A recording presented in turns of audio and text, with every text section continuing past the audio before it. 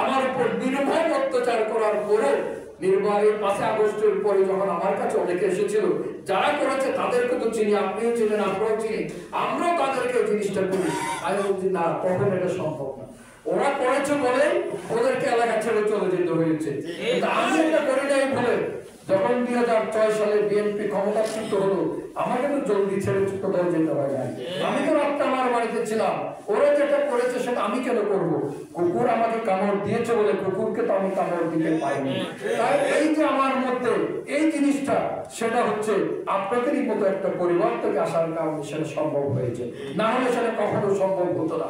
এখনো আমাকে অনেকে অনেক ধরনের কথাবার্তা বলে, অনেক কিছু বলে, কিন্তু আমি কখনো এগুলো নিয়ে প্রতিবাদ করি না। কারণ আমি মনে করি যে যেটা বলুক সে সেটা বলে যদি শান্তি পায়, আমার অসুবিধা কি? এটা বলে তো আমার ইজ্জত যাচ্ছে না, সম্মান যাচ্ছে না। এলাকার মানুষ তো আমাকে চিনি, এলাকার যারা মুরব্বীরা আছে, এলাকাবাসী আছে, সকলের কাছে তো আমি পরিচিত অপরিচিত না। সুতরাং আমি আমার কাছে যে জিনিসটা সবসময় আমি ধারণ করি, লালন করি, সেটা হচ্ছে আমার পরিবার। শুধু আমি আলেমের ছেলে না, আমার দাদাও আলেমের ছেলে, আমার দাদার বাবা আলেমের ছেলে। আবার এই বাঁশখালীতে যারা, এই বিশেষ করে সমগ্র বাঁশখালীতে যারা নেতৃত্ব দিয়েছে আলেম সমাজের মধ্যে, তাদের যে পরিবার, মৌলানা মনসুর আলী সাহেবের পরিবার, যে মনসুরিয়া মাদ্রাসা, সে মৌলানা মনসুর আলী সাহেবের নাতিন হচ্ছে আমার দাদি। অর্থাৎ মৌলানা আব্দুল কাদের সাহেব, যিনি কলকাতা আলিয়া থেকে গোল্ড মেডেল নিয়ে পাস করেছিলেন, ওনার আবার এক ভাই ছিল মৌলানা আব্দুল লতিফ সাহেব। আমি যেটা শুনে শুনি নাকি বৃষ্টির মধ্যে, আমি দেখি না, বৃষ্টির মধ্যে উনি যখন হেঁটে যেতেন কিন্তু ওনার গায়ে কখনো বৃষ্টির পানি পড়তো না। তো সেই পরিবার গুলো থেকে, সেখান থেকে আমার জন্ম, এবং আমার রক্তটা এমন বিশুদ্ধ একটা রক্ত, যে রক্তের মধ্যে আমি মাঝে মধ্যে চিন্তা করি, মনে করি যে এই পরিবারের সবচেয়ে নিকৃষ্ট ব্যক্তিটা হচ্ছে আমি। অর্থাৎ আমি তারা যে ধরনের নিজেদেরকে একজন আলেম হিসেবে, একজন সর্বজন শ্রদ্ধ ব্যক্তিত্ব হিসেবে প্রতিষ্ঠিত করেছেন, আমি তো সেভাবে পারিনি। যেহেতু আমি বাংলা জেনারেল লাইনে চলে গিয়েছি, আমি যদি হয়তো সেখানে থাকতাম, আমি আরো হয়তো ভালো করতাম, আরো ভালোভাবে হয়তো আমার অবস্থানটা হতো, কিন্তু সেটা থেকে আমি অনেকটা বিচ্ছিত। সেই জন্য আমি নিজেকে মনে করি সেই পরিবারের মধ্যে আমি সবচেয়ে নিকৃষ্ট একজন মানুষ। পাশাপাশি যদি আবার আমার মায়ের দিকে চিন্তা করি, সেই কথাটাও বলেছেন। আমার নানা ছিলেন পটিয়ার মুফতি সাহেবের, যিনি পটিয়া মাদ্রাসার বাণী প্রতিষ্ঠাতা, ওনার খলিফা, এবং খলিফাদের মধ্যে উনি ওনার অত্যন্ত নিকটতম এবং কাছের একজন মানুষ ছিলেন।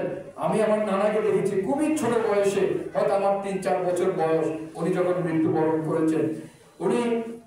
ওনার সম্পর্কে শুনেছি, কিন্তু ওনার সম্পর্কে সেই সময় আমার আসলে জানার বা উপলব্ধি করার সেই বয়সটা আমার হয়নি।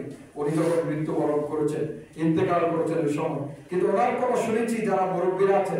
এই বাঁশখালীতেও কিন্তু আমার নানার অনেক সাগরেদ ছিল, বিশেষ করে বাঁশজোড়া, সরব, সমুয়া, এদিকে ওনার অনেক সাগরেদ ছিল। আমি আমাদের কাছে শুনতাম যে আমার নানা নাকি মাহফিলে যখন ওয়াজ করতে উঠতেন, উনি ওয়াজ করতে পারতেন না, মানে উনি কান্নার জন্য ওয়াজ করতে পারতেন না। এই ধরনের একটা পরিবার থেকে যেহেতু আমার জন্ম, আমি সেইটা সবসময় চিন্তা করি, সেটা ধারণ করি, লালন করি, এবং সেই লালন থেকে, ধারণা থেকে আমি সবসময় আপনাদেরকে আমার একজন হিসেবে মনে করি। আমি আপনাদের এবং নিজেও আপনাদের একজন হিসেবে আমি সবসময় মনে করি। সুতরাং রাজনীতি কি করি না করি, সেটা হয়তো আমি যদি স্কুল লাইনে না যেতাম, তাহলে হয়তো আমিও আপনাদের মতো হয়তো ইসলামী আন্দোলনে, না হয়তো জামাত ইসলামীর সাথে, নতুবা খেলাফত আন্দোলনের সাথে। আমার এখনো মনে পড়ে, আমাকে দিয়ে বাঁশখালীতে সর্বপ্রথম ইসলামী ছাত্র সমাজের একটা কমিটি করেছিলেন, যে আজকের উপদেষ্টা আবু মাহালিক হোসেন সাহেব। উনি এসে আমাদের মাদ্রাসায় একটা ইসলামী ছাত্র সমাজ তখন ছিলেন, আর তাহারি সাহেব মহাসচিব ছিলেন ইসলামী ছাত্র সমাজের, আবু মাহালিক সাহেব ছিলেন ইসলামী ছাত্র সমাজের কেন্দ্রীয় সভাপতি, আমার ফুফাতো ভাই মাওলানা সলিমুর রহমান সাহেবের সুযোগ বড় সন্তান মুহিবুর রহমান ফজলি, উনি তখন ওই সংগঠনের সাথে উনিও সম্পৃক্ত ছিলেন ওই সময়। উনি কিন্তু পরবর্তীতে মানে রাজনৈতিকভাবে আগামী, ওনার মাধ্যমে আমাকে এই জলদি আমাদের বাড়ির পাশে যে মসজিদ, সে মসজিদ এসে উনি একটা কমিটি করে দিয়েছিলেন। ওই সময় আমি রাজনীতি সম্পর্কে আমার খুব একটা ধারণা ছিল না, আমাকে সভাপতি করে এখানে একজন হাফেজ নুরুল নবী ছিলেন, ওদের আত্মীয় মারা গেছে, মোবারক আপনি মারা গেছে, তাকে সাধারণ সম্পাদক করে একটা কমিটি উনি করে দিয়েছিলেন। আমি এখনো যখন খালেদ ভাইয়ের সাথে দেখা হলো